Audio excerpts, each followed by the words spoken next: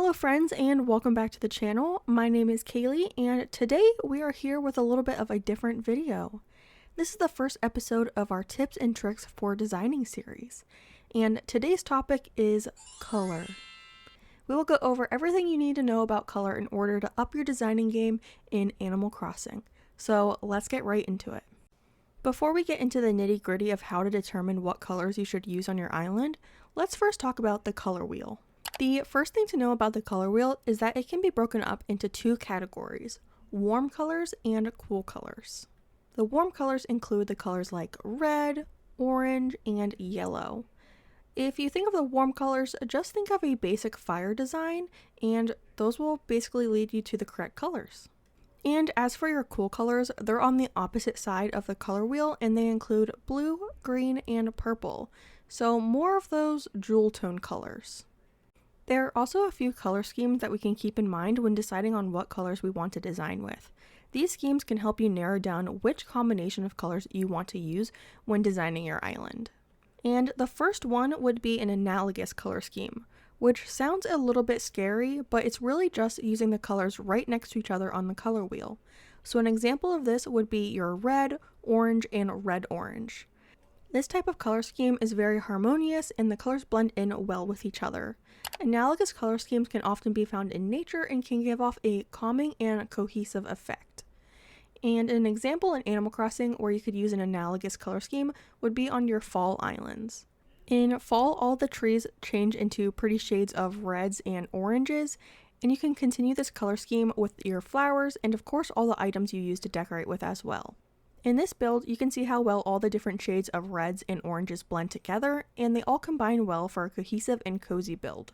Another color scheme, which is basically the opposite of what we just talked about, is called the complementary colors. Complementary colors are colors opposite of each other on the color wheel. A lot of times you can see these color schemes used in branding and other types of logos. When placed next to each other, there is a strong contrast, and this can be used to make shapes and highlights really stand out in a design. Complementary colors also create an energetic and vibrant effect. And a fun fact about complementary colors, if you were to mix these colors together, you would actually get a shade of brown because the colors will cancel out when they're mixed together. Now that we know a few of the most common color schemes that exist, we can take a deep dive into what are some of the meanings behind each of the colors. All colors have specific meanings that can be implied by their usage in art. This can include colors that are used in paintings or even colors that are mentioned in types of literature. And although the colors do have implied meanings, we don't always have to have a deep meaning behind the reason we chose a specific color. Sometimes we might just like the color purple or think the combination of yellow and blue is just really pretty.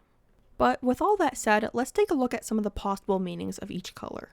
First up, we have the color red. Red is often associated with strong emotions like love, passion, and anger. It's a color that demands attention and can increase heart rate and create a sense of urgency. In many cultures, red is also a symbol of luck and prosperity. Now let's talk about blue. Blue is often linked to feelings of calm and serenity. It's associated with the sky and the ocean, and it can evoke a sense of tranquility. Many people find blue to be a comforting and trustworthy color, making it a popular choice for corporate logos and uniforms. Moving on to yellow. Yellow is the color of sunshine and happiness. It's often associated with joy, optimism, and energy. In many cultures, it symbolizes warmth and enlightenment. On the flip side, too much yellow can be overwhelming, so it's all about finding the right balance. Now let's move on to green. Green is the color of nature and growth. It symbolizes harmony, balance, and renewal. It's often associated with health and well-being. Green can also represent wealth and abundance, making it a popular choice for the financial industry. Onto purple. Purple is often associated with royalty and luxury. It signifies creativity, wisdom, and spirituality. Purple can be both soothing and mysterious, making it a favorite in the world of art and design. Next up, we have orange. And orange is a color that exudes enthusiasm and energy.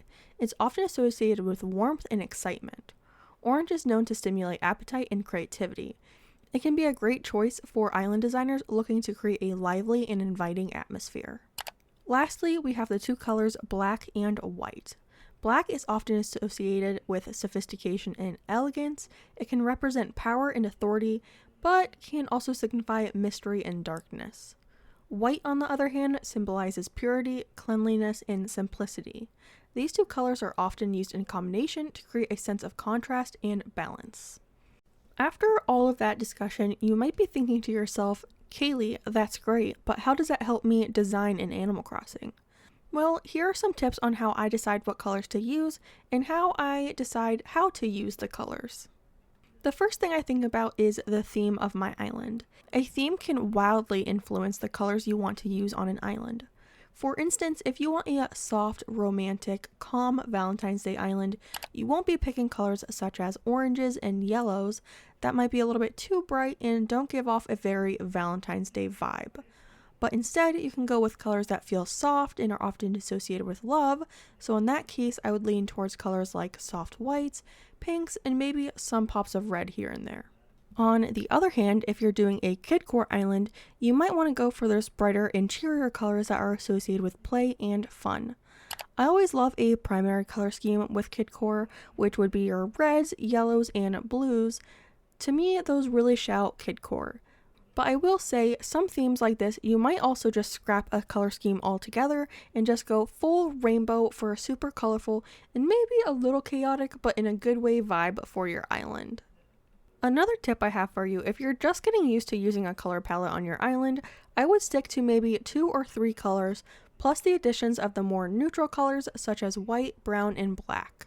When designing with a smaller color palette, I would also be sure to evenly spread out all the colors throughout your build to make sure the area looks balanced.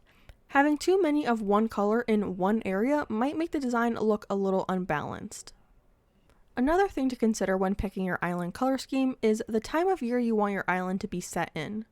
The main seasons in the game include, of course, the 4 normal seasons that we experience in real life, and those are spring, summer, fall, and winter. But these can be broken down a little bit further.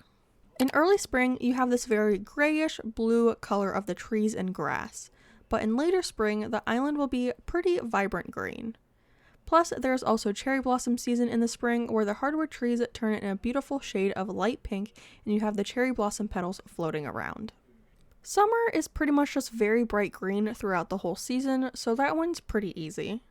However, fall is where there's quite a bit of variance. The tree colors start turning from a summer green into a more yellow green, and then you have all the way into maple leaf season where the leaves start turning into a super pretty red.